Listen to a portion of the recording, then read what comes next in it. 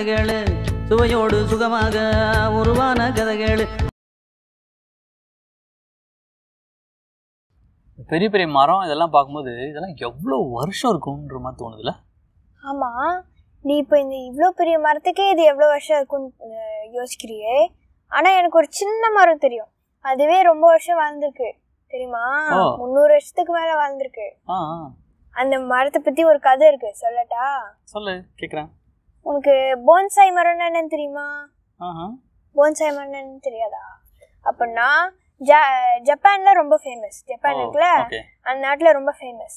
அந்த மரம்லாம் நம்ம இப்போ பொதுவாக பூத்தொட்டியில் பூ இல்லைன்னா சின்ன சின்ன செடி அதெல்லாம் தானே வளர்ப்போம். ஆனால் இந்த போன்சாய் மரத்தையே நம்ம ஒரு பூத்தொட்டியில் வளர்க்கலாம்.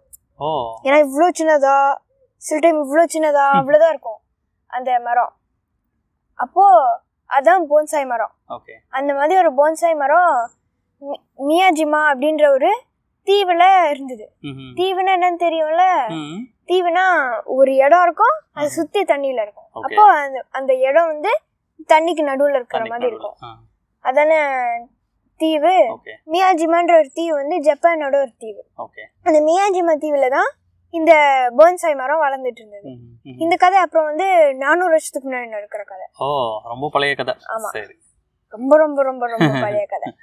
அப்போ வந்து இத்தாரோன்ற ஒருத்தர் வந்து இந்த தீவை சுத்தி பார்க்க வராரு.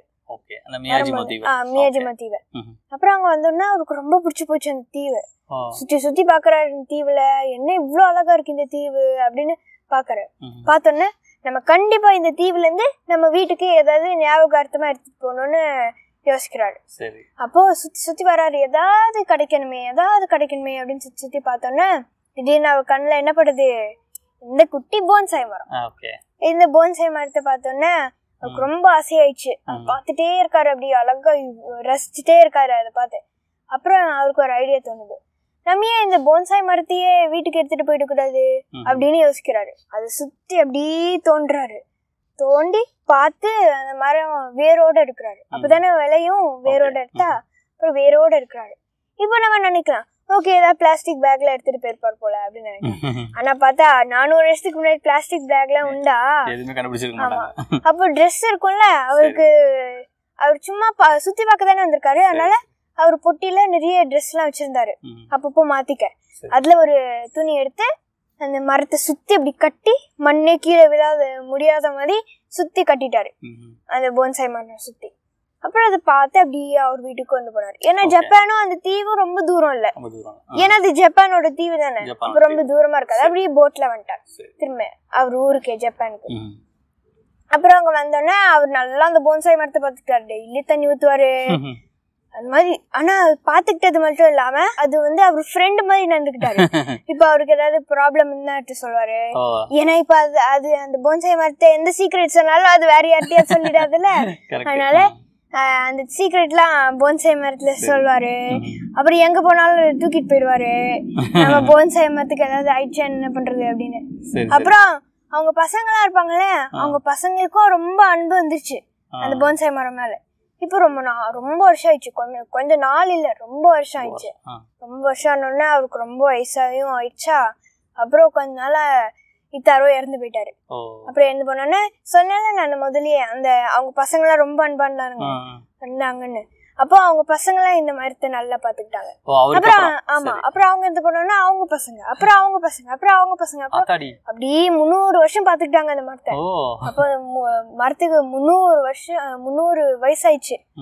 அப்படியே பார்த்து அப்புறம் 300வது வருஷத்துல ஒருத்தர் வராரு, மசாரு அப்படின்னு ஒருத்தர் வராரு.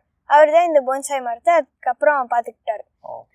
இத்தாரோட பரம்பரையில வராரு அவரு. ஆமா, இத்தாரோட பரம்பரையில. அப்போ இத்தாரோ வந்து இவருக்கு தாத்தாக்கு அப்புறம் இத்தாரோக்கு வந்து இவரு பேரனுக்கு அந்த மாதிரி. அப்புறம் இந்த மசாரும் ரொம்ப நல்லா இந்த மரத்தை பாத்துக்கிட்டாரு. அப்படி எல்லாம் நல்லா பண்ணாரு. இத்தாரோ மதியே இவரும் நல்லா பண்ணாரு.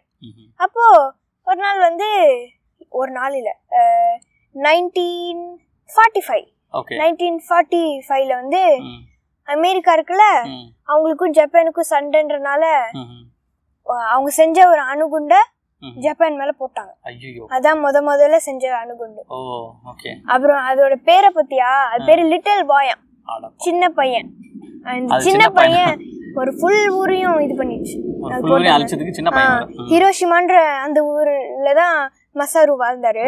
அப்போ அது ஃபுல்லா பாம்பு போட்டு அந்த ஊரே ரொம்ப எல்லா பில்டிங்கும் இடிஞ்சிருச்சு, மரம் எல்லாம் அழிஞ்சிருச்சு, மண்ணெல்லாம் ஒரு மாதிரி ஆயிடுச்சு. ஏன் அங்க இருக்கிற தண்ணி கூட ரொம்ப ஒரு மாதிரி குடிக்க முடியாத மாதிரி, அங்க ஸ்விம் கூட பண்ண முடியாது அந்த மாதிரி ஆயிடுச்சு. அந்த தண்ணி ரொம்ப மோசமாயிடுச்சு. அப்ப அங்க போய் நிறைய ஒரு செகண்ட்ல நிறைய பேர் எழுந்து போயிட்டாங்க அங்க இருக்கிற மக்கள்லாம். ஆனா இந்த மசாரு மட்டும் கொஞ்சம் பொழிச்சிட்டாரு. அவருக்கும் நிறைய அடிபட்டதுதான், ஆனா கொஞ்சம் போக போக அவரு சரியாயிட்டாரு. அப்புறம் இன்னொன்னு என்ன தெரியுமா, நம்மளோட போன்சாய் மரம் இருந்ததுல, அந்த போன்சாய் மரமும் தப்பிச்சிருச்சு. ஏன்னா போன்சாய் மரம்லாம் ரொம்ப நாள் வருமா, ரொம்ப ஸ்ட்ராங்கா இருக்குமா, ரொம்ப குட்டியா இருந்தாலும் ரொம்ப ஸ்ட்ராங்கா இருக்குமா. அதனால அந்த போன்சாய் மரம் தப்பிச்சிருச்சு. அதுக்கப்புறத்துல இருந்து தான் அவருக்கு இன்னும் ரொம்ப அன்பு வர ஆரம்பிச்சிருச்சு அந்த போன்சாய் மரம் மேல.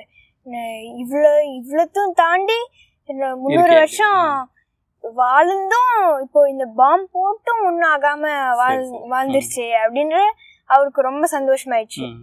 வருஷம் 1976 ஆயிடுச்சு.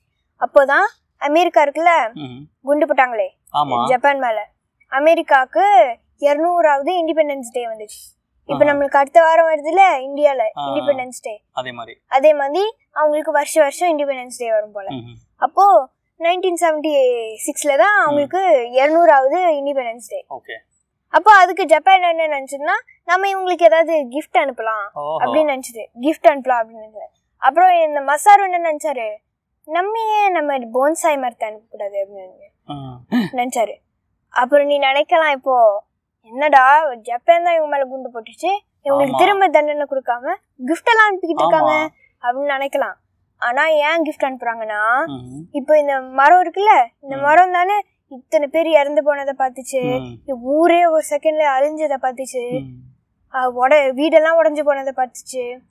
அப்போ இந்த மரத்தை நம்ம அமெரிக்காவுக்கு அனுப்புனோம்னா அங்க இருக்கிறவங்க எல்லாம் பாப்பாங்க.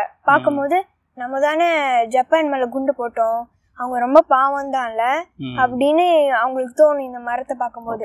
அதுக்குதான் நம்ம இந்த மரத்தை அனுப்பலான்னு மசாரு நினைச்சாரு. இருந்தாலும் அவருக்கு கொஞ்சம் சோகமா தான் இருந்தது. ஏன்னா அவங்க 100 வருஷத்துக்கு மேல பாத்துக்கிட்ட மரம்,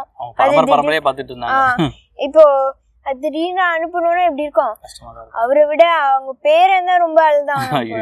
ஏன்னா குட்டி பையன் வேறையா.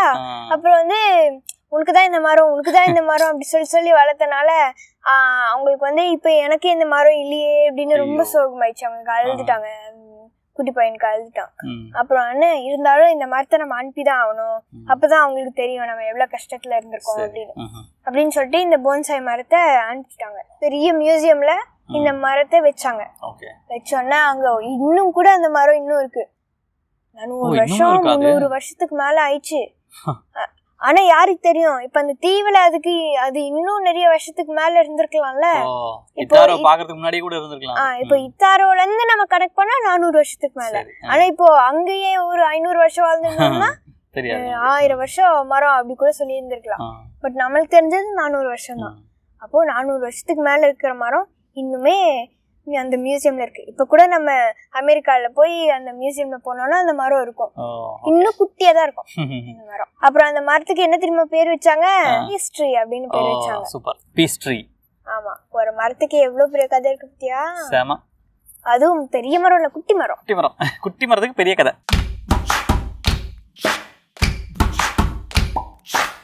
Let me sing a குட்டி story.